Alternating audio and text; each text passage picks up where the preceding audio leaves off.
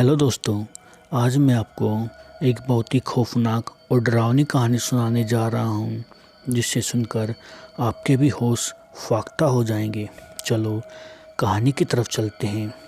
एक बार विक्रम अपने शहर में जॉब करता था और जॉब करने के बाद जब भी उसे छुट्टियाँ मिलती थीं तो वो अपने गांव उत्तर प्रदेश आ जाता था। और उत्तर प्रदेश में बहुत ही छोटे से गांव में उसका घर था, जहां पानी लाने के लिए भी उसे काफ़ी दूर जाना पड़ता था।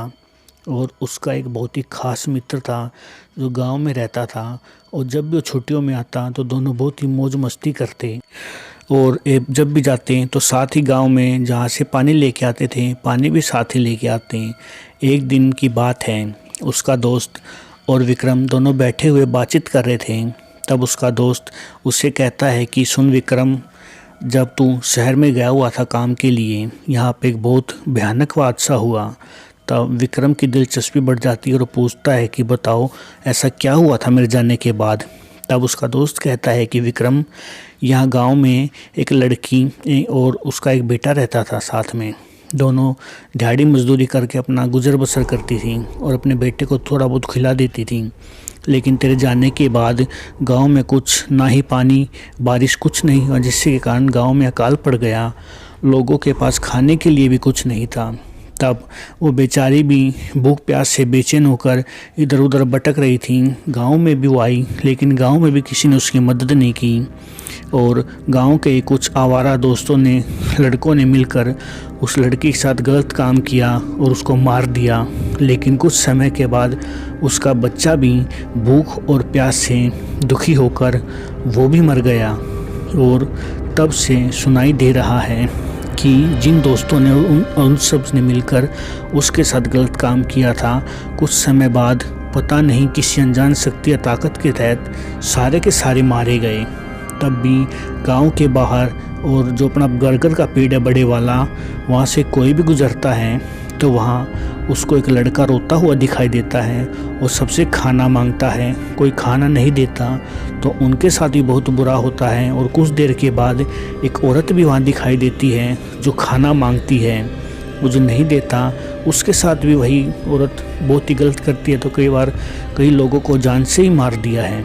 तो ये सब विक्रम बातें सुनकर उसको पहले तो विश्वास नहीं होता, क्योंकि वो शहर में रहता है तो इसलिए उसको ज़्यादा इन सब बातों पर विश्वास नहीं हो पाता। तो वह सोने के लिए चला जाता है।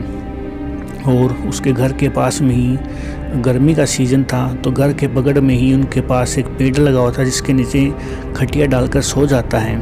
और कुछ देर के बाद जब उसे बाथरूम करने जाना होता है तो सामने ही उनके खेत होता है, वहाँ पे पेशाब करने के लिए चला जाता है। तब उसके कान में हल्की सी आवाज़ आती है कि मुझे खाना दो।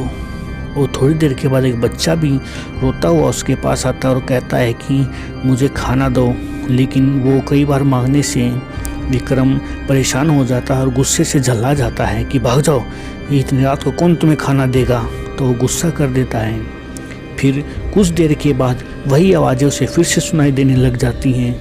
लेकिन विक्रम इन सब चीज़ों से बहुत ही गुस्सा हो जाता है और सबके सामने बड़ी ज़ोर से चिल्लाने लग जाता है, कौन हो तुम और क्या कर रहे हो? इतनी रात को कोई खाना मांगता है क्या? भाग जाओ यहाँ से, कोई खाना नहीं है मेरे पास, दफ़ा हो जाओ यहाँ से।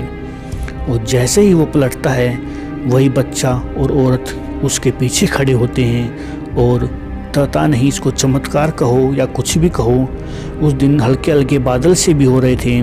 तभी कुछ बूंदें उन औरतों पर पड़ती है, और जैसे ही बूंदें उन औरतों पर और बच्चे पर गिरती है, दोनों गायब हो जाते हैं। और विक्रम के पैरों तले से जैसे ज़मीन ही निकल जाती है। और वो इस हादसे को इस कदर अपने दिमाग में, जहन में और बिठा लेता है कि रात को सोते टाइम भी और शहर जाने के बाद भी ये वाक़या उसके दिमाग से नहीं निकल पाता। और जब भी इस बारे में सोचता वो सिहर उठता था और घबरा जाता था।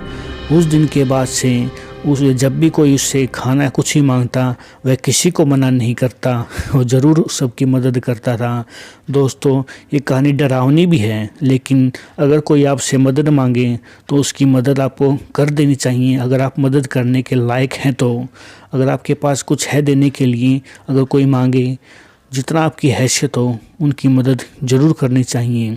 तो दोस्तों, आपको कहानी कैसी लगी? अगर अच्छी लगी है तो चैनल को शेयर करें और वीडियो को लाइक ज़रूर करें।